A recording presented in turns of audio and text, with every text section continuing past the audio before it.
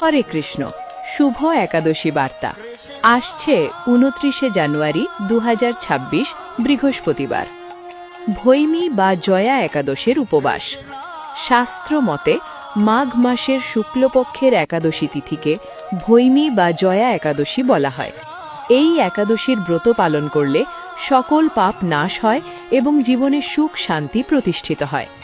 পদ্মপুরাণ ও ভবিষ্যত্তর পুরাণে বলা হয়েছে, এই একাদশী পালন করলে মানুষ প্রেতযোনি, ভূত পিশাচ প্রভৃতি দুঃখজনক জন্ম থেকে মুক্তি লাভ করে, এমনকি গুরুতর পাপও এই ব্রতের ফলে ক্ষয় হয়। এই দিনে ভগবান শ্রীহরির উপাসনা, নাম সংকীর্তন, গীতা পাঠ ও উপবাসের বিশেষ ফল রয়েছে।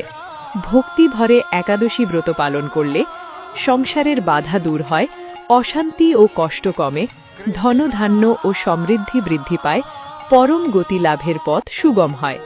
পরের দিন দ্বাদশীতে নির্দিষ্ট সময়ে পালন করলে ব্রতের পূর্ণ ফল প্রাপ্ত হয়।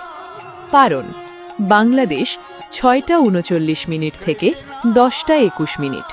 পশ্চিমবঙ্গ ৫টা ৫০ থেকে ৯টা ৩১।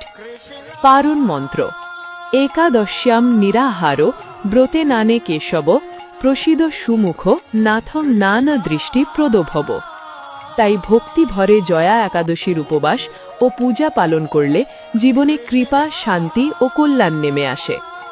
ধর্মীয় সকল একাদশী ব্রত আপডেট পেতে পেজটি ফলো ও সাবস্ক্রাইব করুন। হরে কৃষ্ণ।